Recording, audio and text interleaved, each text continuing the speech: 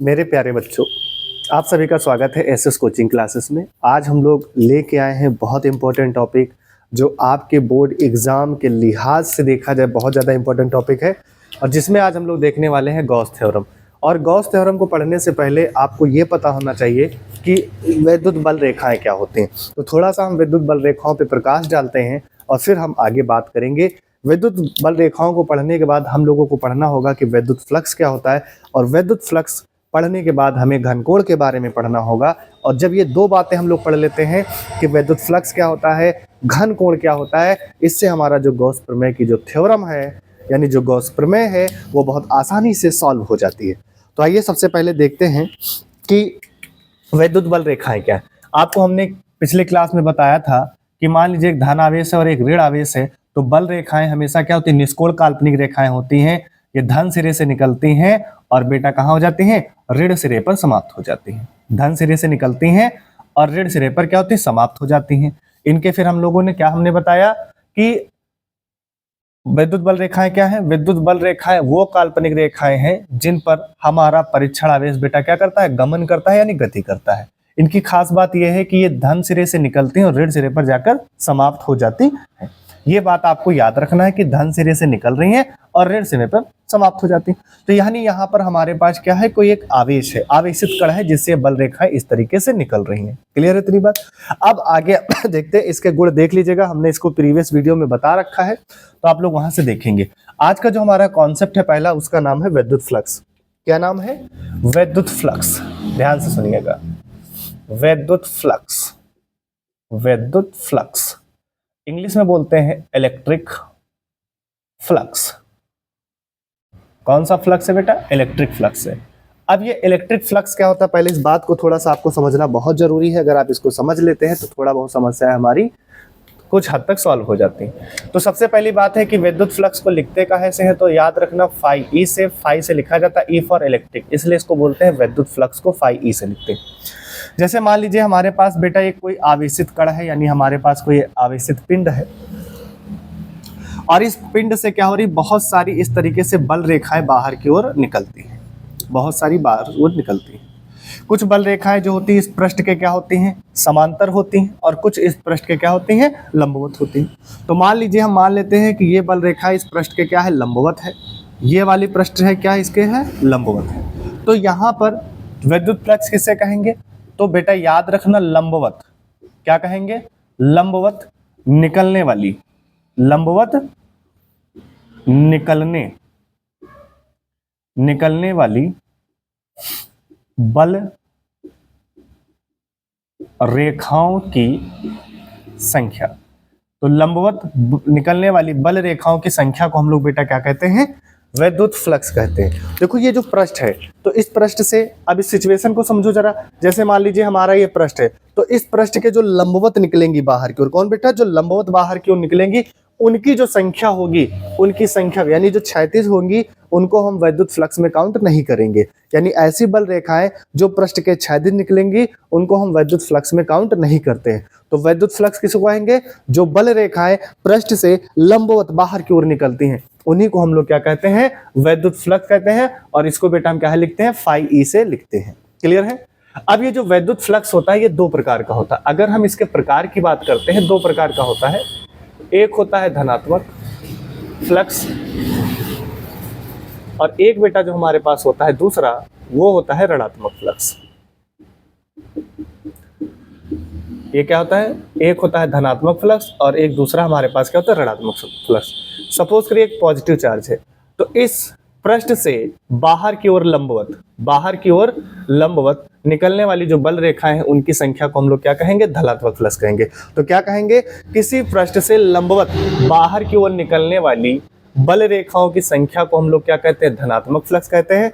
और सपोज करिए ये हमारे पास बेटा क्या है, कोई ऋणात्मक पिंड है, और इसके अंदर जो बल रेखाएं निकलेंगी वो क्या करेंगे, इस तरीके से बेटा यहाँ पर क्या हो रही है, लंबवत प्रवेश कर रही हैं। क्या करें, लंबवत प्रवेश करें।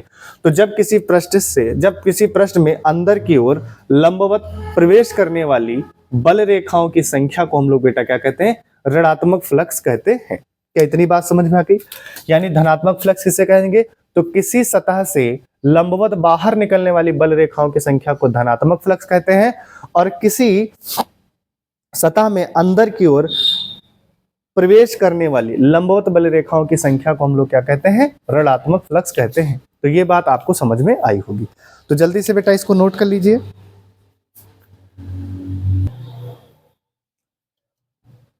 ठीक है बेटा, अब हम क्या करेंगे कि अगर मुझे वैद्युत फ्लक्स की गणना करनी होगी तो हम किस तरीके से करेंगे, इस पर देखते कौन सा फार्मूला बनता है जिससे हम लोग क्या कर सकते हैं, वैद्युत फ्लक्स की गणना कर सकते हैं। तो चलिए देखिए, मान लीजिए ये हमारा बोर्ड एक सरफेस है, तो इसका हम एक बेटा स्मॉल सरफेस ले लेते हैं। ये सपोज करिए हमने एक स्मॉल सरफेस लिया। ये स्मॉल सरफेस क्या है, डीएस है। डीएस का डी का मतलब होता है डिफरेंशिएट पार्ट, यानी ये बोर्ड हमारा क्या था, एक कंप्लीट पूरा संपूर्ण सरफेस था, पृष्ठ था। इसका हमने एक छोटा सा भाग लिया जिसको हमने क्या दिया, डीएस। सपोज करिए इस पर हमने एक लंब डाला, तो बेटा इस पर हमने क्या डाला है, नॉर्मल, यानी इस पर हमने एक लंब डाला है। और मान लीजिए यहाँ पर जो विद्युत बल रेखा निकल रही है, उस विद्युत बल रेखा की दिशा ये है, क्या है, ये विद्युत बल रेखा की दिशा है। और विद्युत बल रेखा और नॉर्मल के बीच में यहाँ पर बेटा एक कोण बनता है, इस कोण को हम मान लेते हैं थीटा। तो इस तरीके से यहाँ पर विद्युत बल रेखाओं को कैलकुलेट करने के लिए एक फार्मूला बनता है, वो बनता है फाई ई बराबर ई डी एस कॉस थीटा। ये यहाँ पे फार्मूला बनता है। ठीक है, क्या बनता है, phi E equal to E D S cos theta बनता है। यहाँ पर ई क्या है, ई है विद्युत क्षेत्र की तीव्रता की दिशा, ds क्या है, ds स्मॉल सरफेस है, और यहाँ पर थीटा क्या है, तो थीटा ये विद्युत क्षेत्र की यानी जो बल रेखा निकल रही है और नॉर्मल इसके बीच में बना कोण क्या है, थीटा है। तो विद्युत बल रेखा यानी चुंबकीय विद्युत फ्लक्स की कभी भी अगर हमें गणना करनी होगी तो उसके लिए फार्मूला हमारा क्या होगा, ये वाला होगा। क्लियर है। अब ये हमारा हो गया विद्युत फ्लक्स। अब इसी के साथ में गॉस प्रमेय पढ़ने के लिए हमें पढ़ना पड़ता है एक घन कोण, सॉलिड एंगल। क्या पढ़ना पड़ता है बेटा, सॉलिड एंगल। अब ये सॉलिड एंगल क्या है, घन कोण क्या है, इस बात को थोड़ा सा समझिए। आप लोगों ने देखा होगा कि जैसे मान लीजिए यहाँ पर हमने खींचा, तो इस तरीके से ये जो एंगल होता है इसको बोलते हैं नॉर्मल एंगल, एक नॉर्मल कोण होता है। तो सर घन कोण क्या होता है, तो इसको हम एक एग्जांपल से आपको समझाने की कोशिश करते हैं कि आप लोगों ने कभी वाटरमेलन खरीदने गए होंगे, आप क्या वाटरमेलन आप कभी खरीदने गए होंगे। तो जब आप वाटरमेलन खरीदने जाते हैं तो वहां पर मैं थोड़ा सा इसको इरेज कर देता हूं ताकि मैं आपको थोड़ा सा समझा पाऊं। ठीक है, तो घन कोण का कॉन्सेप्ट बहुत जरूरी है, और विद्युत फ्लक्स यानी ये दोनों बातें अगर आप पढ़ लेते हैं, सीख लेते हैं, तो गॉस की प्रमेय आपकी चुटकियों में हो जाएगी, बिल्कुल आसानी से हो जाएगी, कोई दिक्कत आने वाली नहीं है। तो सपोज करिए घन कोण को समझने के लिए आपके पास ये एक सरफेस है, ये एक तरबूज है, वाटरमेलन है, और आप जब खरीदने के लिए जाते हैं तो जो तरबूज को बेच रहा होता है वो इस तरीके से एक आपको काट के देता है, एक टुकड़ा इस तरीके से वो आपको काट के दे रहा है। तो ये जो टुकड़ा उसको काट के आपको दे रहा है, यही इसका क्या है, स्मॉल सरफेस, यानी एक छोटा सा टुकड़ा दे रहा है। तो यहाँ पर ये जो कोण बनता है, यहाँ पर जो कोण बनता है, इसी को बेटा क्या करते हैं, घन कोण कहते हैं। अगर हम इसको थोड़ा सा मैग्नीफाई कर दें, थोड़ा सा इसको बड़ा कर दें, तो कुछ बेटा ये इस तरीके से होगा, कुछ इस तरीके से होगा। ये अभी छोटा घन कोण था, अभी ये छोटा सरफेस था, इसको हमने थोड़ा सा मैग्नीफाई कर दिया, बड़ा कर दिया। तो यहाँ पर ये जो कोण बनता है, इसी कोण को बोला जाता है डी ओमेगा, और डी ओमेगा क्या है, हमारा घन कोण है। तो डी ओमेगा जो यानी घन कोण होता है वो हमारा क्या होता है बेटा, 3 डायमेंशनल होता है। कितना होता है, 3 डायमेंशनल होता है, इतने बात याद रखना। ठीक है, 3D में होता है। अब मान लीजिए यहाँ से हम इस पर बेटा क्या करें, एक रेडियस डाल दें। क्या डालें, एक रेडियस डालें, और यहाँ पर इस पर हमने बेटा क्या डाल दिया, एक नॉर्मल लंब डाल दिया। तो यहाँ पर एक कोण बनेगा, क्या बनेगा, वो थीटा बनेगा। और सपोज करिए ये एक इसका स्मॉल सरफेस है, क्या है ये स्मॉल सरफेस, इसको मान लेते हैं स्मॉल सरफेस क्या है, डीएस है। तो यहाँ पर ये जो कोण बन रहा है क्या है, छोटा कोण है। अगर हम इसके पूरे सरफेस के लिए, पूरा सरफेस मतलब एस के लिए, यहाँ पर ये हमने किसके लिया है, किसके लिए लिया है बेटा, डीएस के लिए। तो अगर हम पूरे सरफेस के लिए ले लेंगे तो यहाँ पर ये जो हमारा डी ओमेगा है वो बेटा क्या हो जाएगा, ओमेगा। डी का मतलब होता है डिफरेंशिएट पार्ट, यानी यहाँ पर छोटे छोटे घन कोण है, और जब छोटे छोटे घन कोण मिल जाएंगे आपस में तो क्या बन जाएगा, बना घन कोण बन जाएगा। अब इसको हमें बेटा क्या करना है, अब ये घन कोण किस तरीके से निकालना, तो याद रखना इसके लिए फार्मूला होता है कि डी ओमेगा बराबर D S cos theta upon R square. तो ये हमारा क्या है, छोटा घन कोण निकालने के लिए हमारे पास क्या होता है, ये फार्मूला होता है, क्या होता है मेरे बच्चे, D S cos theta upon R square होता है। ये बेटा मैथमेटिकल कॉन्सेप्ट है, ये आपको याद करके चलना होगा। ठीक है, अब ये हमने किसके लिए, ये हमारे पास छोटा घन कोण है। अगर बेटा हमें ये पूरा घन कोण ज्ञात करना हो, क्या ज्ञात करना हो, पूरा, तो ये छोटे के लिए तो ये वैल्यू आई है। अगर मुझे पूरे की वैल्यू पता करनी हो, पूरा संपूर्ण घन, संपूर्ण पृष्ठ यानी जो संपूर्ण घन कोण है उसकी बात पता करनी हो, तो क्या करेंगे, ये डी ओमेगा है तो इसको बेटा हम क्या कर देंगे, समाकलन कर देंगे। क्या कर देंगे मेरे बच्चे, समाकलन कर देंगे। समाकलन करने का मतलब इसको जोड़ देंगे। तो जब आप इसको जोड़ेंगे तो ये बन जाएगा ओमेगा, और ये यहाँ पर समाकलन का साइन, और ये हमारे पास क्या हो जाएगा, डी ओमेगा हो जाएगा। क्लियर है?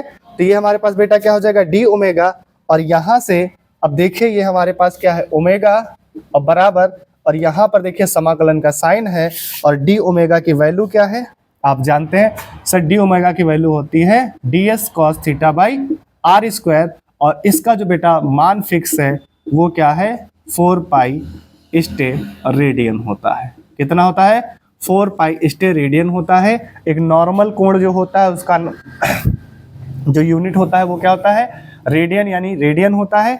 जो घन कोण होता है उसका बेटा जो यूनिट होता है वो क्या होता है, स्टे रेडियन होता है। यानी घन, संपूर्ण घन कोण के लिए जो वैल्यू होती है वो 4 पाई के बराबर होती है। क्या इतनी बात आपको समझ में आ गई? तो ये घन कोण का कॉन्सेप्ट आपको समझ के चलना होगा। क्लियर है मेरे बच्चे? इतनी बात आपको समझ में आ गई तो जल्दी से इसको नोट कर लीजिए। तो देखिए बेटा, गॉस थ्योरम में जो हमें कथन लिखना होगा वो कथन क्या है कि किसी बंद पृष्ठ से गुजरने वाला कुल वैद्युत फ्लक्स उसके अंदर उपस्थित कुल आवेश का 1/एप्सिलॉन गुना होता है। इस बात को थोड़ा सा समझ लेते हैं कि जैसे मान लीजिए हमारे पास एक बंद पृष्ठ है। क्या है ये, बंद पृष्ठ है, इसका सरफेस ये क्या है बेटा, एस है, ठीक है। और मान लीजिए सरफेस पे प्लस क्यू आवेश है। क्या है, प्लस क्यू आवेश है। तो इसकी परिभाषा कैसे बनेगी, ध्यान से सुनना। इस पृष्ठ से गुजरने वाला कुल वैद्युत फ्लक्स क्या होगा, कुल वैद्युत फ्लक्स इस पृष्ठ के अंदर उपस्थित आवेश का 1/एप्सिलॉन गुना होता है। क्या है, 1/एप्सिलॉन गुना होता है। फिर से एक बात समझ लीजिए, ये हमारा एक सरफेस है, सरफेस ये ऐसे कंप्लीट सरफेस है। याद रखना, गॉस की जो प्रमेय लगती है बहुत इंपॉर्टेंट लाइन है, इसको जरूर अपने दिमाग में बैठा लीजिए कि गॉस की प्रमेय हमेशा बंद पृष्ठ पर लागू होती है, यानी ये खुले पृष्ठ के लिए गॉस की प्रमेय लागू नहीं होगी। तो याद रखना, किसी बंद पृष्ठ से, इसीलिए लिखा गया किसी बंद पृष्ठ के, देखिए यहाँ पे लिखा हुआ है किसी बंद पृष्ठ से, तो किसी बंद पृष्ठ से गुजरने वाला कुल वैद्युत फ्लक्स क्या है, कुल वैद्युत फ्लक्स उस बंद पृष्ठ के अंदर उपस्थित आवेश का 1/एप्सिलॉन गुना होता है। तो ये बेटा आपका क्या है, कथन है, ठीक है। अब अगर हम इसको प्रूफ करना चाहें तो आइए हम इसको में कुछ, मान लीजिए ये प्लस क्यू आवेश यहां पर रखा हुआ, बिंदु O पर प्लस क्यू आवेश रखा है। इससे ये क्या निकल रही है, विद्युत बल रेखाएं निकल रही हैं।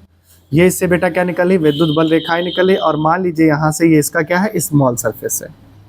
ये बेटा इसका क्या है, स्मॉल सरफेस है, और यहाँ पर ये विद्युत बल रेखाएं निकल रही बेटा, ये क्या है, विद्युत बल रेखा, ठीक है। और यहाँ पर मान लीजिए एक पॉइंट बेटा क्या है, P है, और इससे हमने यहाँ पर बेटा क्या डाला, एक नॉर्मल डाला। तो यहाँ पर कोण बन रहा है वो क्या बन रहा है, थीटा। तो यहाँ पर ये देखिए जो कोण बनता है, इस कोण को बेटा बोला जाता है घन कोण। तो ये हमारा क्या हो जाएगा, डी ओमेगा, ये हमारा क्या हो जाएगा, घन कोण हो जाएगा। क्लियर है? तो ये जो निकल रही है क्या है, पृष्ठ से बल रेखाएं निकल रही हैं। तो जो लंबवत बल रेखाएं निकलेंगे उन्हीं को संख्या को हम लोग क्या कहेंगे, विद्युत फ्लक्स कहेंगे। आज तबीयत नहीं ठीक है बेटा कुछ, फिर भी कोशिश जारी है। चलिए देखिए क्या कहेंगे इसकी परिभाषा। किसी बंद पृष्ठ से, ध्यान से सुनिए, किसी बंद पृष्ठ से गुजरने वाला कुल विद्युत फ्लक्स उस पृष्ठ यानी उस पृष्ठ पर उपस्थित आवेश का 1/एप्सिलॉन गुना होता है। ये आपको परिभाषा याद करनी है, ये लिखा हुआ है। ये देखिए एक बात हमेशा याद रखना कि जब भी हम कोई वैज्ञानिक के द्वारा कोई कथन दिया जाता है तो उसमें हम हेर फेर नहीं कर सकते, उसको हम अपनी भाषा में नहीं लिख सकते, वरना फिर मार्किंग उतनी अच्छी नहीं होती है। तो अगर आपको मार्किंग अच्छी चाहिए, आपको मार्क्स अच्छे चाहिए, तो वैज्ञानिक ने जो कथन दिया है हमेशा आपको उसी कथन पर काम करना चाहिए। ये बात आपको समझ में आ गई? जल्दी से क्या बताइए, ये बात आपको समझ में आ गई? और यहाँ पर इसकी जो रेडियस है इसको बेटा क्या मान लेते हैं, आर मान लेते हैं। इसकी रेडियस क्या है, ये आर है। क्लियर है? जल्दी से बताइए, क्या इतनी बात आपको समझ में आ गई? ठीक, फिर आप यहाँ पे लिखेंगे माना कि, क्या लिखोगे बेटा, माना कि डॉट डॉट करके कि एक बंद पृष्ठ है जिसका सरफेस एरिया एस है, जिसका घन कोण क्या है, डी ओमेगा है। ये आपको माना कि करके लिख लेना है। और इसके बाद आप लोगों को क्या करना है, ठीक है बेटा, देखिए हमने लिख दिया है कि माना कि कोई बिंदु आवेश प्लस क्यू बंद पृष्ठ S के अंदर किसी बिंदु O पर स्थित है। गोले की त्रिज्या स्मॉल r है, तब गोले के पृष्ठ पर स्थित किसी बिंदु P, तो किसी बिंदु P पर विद्युत क्षेत्र की जो तीव्रता है E बराबर 1/ε0 Q अपॉन r स्क्वायर होता है। ठीक, इस कंडीशन में देखिए अब हम क्या लिखेंगे, पृष्ठ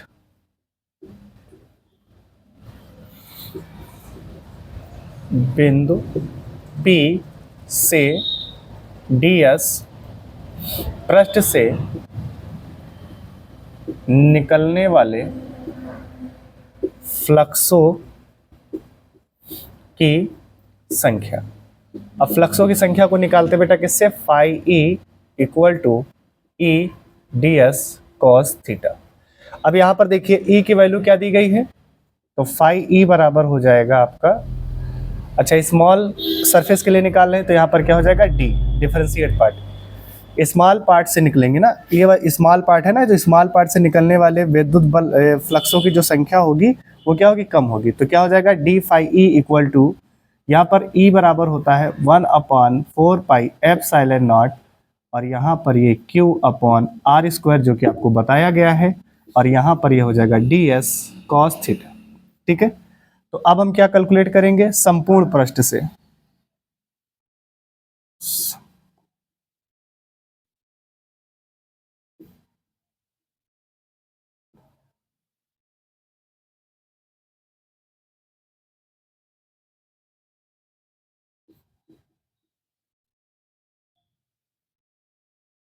गुजरने वाले फ्लक्सों की संख्या, तो संपूर्ण पृष्ठ से गुजरने वाले फ्लक्सों की संख्या। ठीक है बेटा, तो यहाँ पर हमने क्या निकाला, स्मॉल सरफेस से कितना चुंबकीय फ्लक्स है उसकी गणना हमने कर ली। अब हमें क्या करना है, पूरे सरफेस से निकलने वाले कुल फ्लक्सों की संख्या की गणना करनी। तो संपूर्ण पृष्ठ हमारे पास बेटा क्या है, संपूर्ण पृष्ठ S से निकलने वाले या गुजरने वाले फ्लक्सों की संख्या। तो हम क्या करेंगे, यहाँ पर देखिए छोटे छोटे इसके सरफेस होंगे, छोटे छोटे सरफेस जब आपस में जुड़ जाएंगे तो क्या बन जाएगा, ये फाई ई बन जाएगा, तो क्या बन जाएगा फाई ई, और बराबर, अब यहां पर देखो इसका समाकलन करना पड़ेगा, फाई डी फाई ई का हमें क्या करना पड़ेगा, समाकलन करना पड़ेगा। और जब आप इसका समाकलन करेंगे तो अब मेरे पास बेटा क्या है, जगह नहीं बची है, तो इसके लिए हमें क्या करना पड़ेगा, थोड़ा सा हम इसको इरेज कर रहे हैं, तो जल्दी से आप लोग इसको, इसका स्क्रीनशॉट जल्दी से बेटा ले लीजिए। अब हम इसको थोड़ा सा इरेज कर रहे हैं, जल्दी से आप लोग इसका स्क्रीनशॉट ले लीजिए, हम इसको इरेज कर रहे हैं। ठीक है, चलिए अब यहाँ पर ध्यान से देखिए, क्योंकि हमारे पास नीचे जगह नहीं बची है तो हम बेटा इसको यहाँ पर क्या कर रहे हैं, इरेज कर दे रहे हैं। ठीक है, अब ध्यान से यहाँ पे देखिए क्या करना है कि जब हम यहाँ से ये छोटे छोटे, ये क्या है डी मतलब छोटी चुंबकीय फ्लक्स संख्या, छोटे सरफेस से निकलने वाले वैद्युत फ्लक्सों की संख्या को हम लोग बेटा क्या करेंगे, काउंट करें, मतलब क्या करेंगे, जोड़ देंगे, समाकलन कर देंगे, तो इस पृष्ठ से निकलने वाले कुल फ्लक्सों की संख्या निकल आएगी। तो क्या हो जाएगा ये, तो ये हमारे पास क्या है फाई ई बराबर, अब यहाँ पर हमें समाकलन करना है, तो फाई ई की जगह पे क्या वैल्यू आई है, तो ये बेटा आई है 1/4πε0 और ये हो जाएगा क्यू अपॉन आर स्क्वायर, और ये बेटा क्या हो जाएगा डी एस कॉस थीटा हो जाएगा। अब यहाँ पर देखिए फाई ई है, अब ये देखो कांस्टेंट वैल्यू है, बाहर आ जाएगी, तो क्या क्या बाहर आएगा, 1/4πε0 बाहर आ जाएगा, और यहाँ पर देखो ये क्यू भी बाहर आ जाएगा, और इतनी वैल्यू अभी आपको हमने जब घन कोण पढ़ाया था तो ये आपको हमने बताया था, क्या बताया था, मैं यहाँ पे लिख देता हूँ कि सर डी एस, ये ओमेगा बराबर क्या होता है, डी एस कॉस थीटा, और अपॉन यहाँ पर बेटा क्या होता है आर स्क्वायर, और इसकी वैल्यू जो होती है 4 पाई होती है, ये हमने आपको बताई थी, है ना। तो यहाँ पर ये D S cos theta upon R square की वैल्यू क्या हो जाएगी, तो ये सर हो जाएगी 4 पाई, और 4 पाई यहाँ से कट जाएगा, तो यहाँ पर हमें मिलेगा फाई ई बराबर क्यू अपॉन ε0। तो ये इस तरीके से हमने गॉस की प्रमेय को क्या कर दिया है, प्रूफ कर दिया है। ठीक है बेटा, इस तरीके से हमने क्या किया है, गॉस की प्रमेय को प्रूफ कर दिया, और ये एग्जाम में पूछा जाने वाला बहुत ज़्यादा इंपॉर्टेंट क्वेश्चन है। उम्मीद करता हूँ कि आपको पसंद आई होगी। तब तक के लिए जय हिंद, नमस्कार।